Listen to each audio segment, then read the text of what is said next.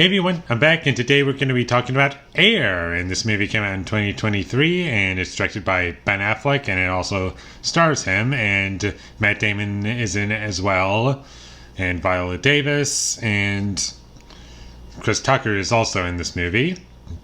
And this movie is basically just about the story of Nike making a deal with Michael Jordan, and it takes place in 1984. And overall, I like the movie. I have my issues with it, but I do think that this is a good movie. And before I get any further into it, I do want to talk about the other two Ben Affleck directed movies that I've seen. I've seen Argo and The Town.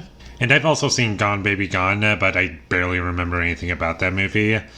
But Argo and The Town, those movies I think are okay. There are things that I like about it, but when it came to the directing, there wasn't anything impressive that stood out to me. At least from memory. I'm not going to remember those movies for the directing, positively. It's mostly just the script and, the story that brought those two movies up in terms of being, somewhat interesting. And that's the best part about his movies so far. Except for Gone Baby Gone. And while this movie isn't perfect, I do think it's a step up from those other three movies that I just mentioned. And I do think this movie is better shot. There's some nice long takes. You can kind of tell what's going on. They're kind of telling a story, and information is being presented in just one take. And, it's something there. But there are points at the beginning of the movie where the editing is very choppy, and it's just what are we doing here? And overall, the film just didn't start off strong at all, and I was worried that the whole movie was going to be like that. And there was also a scene toward the beginning where we have two characters at a bar, and they're just talking, and the way the camera is focusing on these two characters, it's kind of zooming in, zooming out in the same shot, and I'm just what are you doing? What is going on? That's the worst stuff in the movie, is the beginning of the movie. It's this is not very well shot, but after that point, it gets better, and those annoying issues kind of fade out, and it kind of just becomes a competent movie from that point on.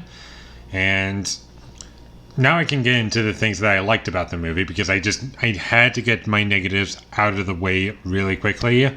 The things that I liked about the movie, I liked the performances, and I liked Matt Damon in the movie a lot. I thought he was great, and Ben Affleck, he was good, though he's not in the movie a lot.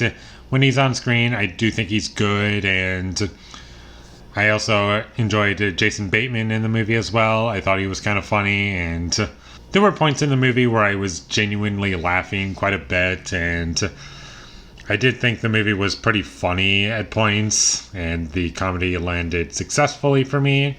And I also thought that this movie captured the 80s pretty well, and this movie is very soundtrack heavy, and there's lots of songs playing, and it might be too much for some people, and I can see that being an issue for some. If this movie is a little too soundtrack heavy, you're listening to a whole bunch of different albums within I don't know, an hour's worth of scenes. If you're someone who wishes that it was used more sparingly, I understand that. If you don't mind it, I also understand it. Personally, I was fine with it. It didn't bother me that much, although I did notice it.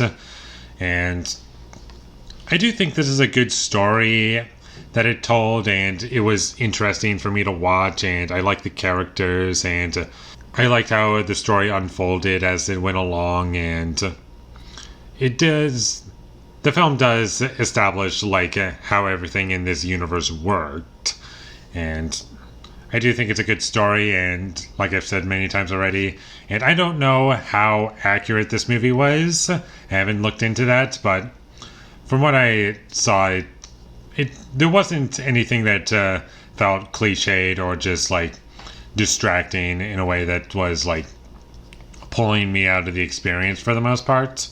And there was also one choice in terms of directing that I thought was an interesting idea, and I thought it worked out pretty well, but I can't really talk about it, unfortunately, because I feel as though I might spoil something. So, unfortunately, I have to skip over that. And overall, once the movie really gets going, it does work pretty well, and the movie overall didn't leave a bad taste in my mouth.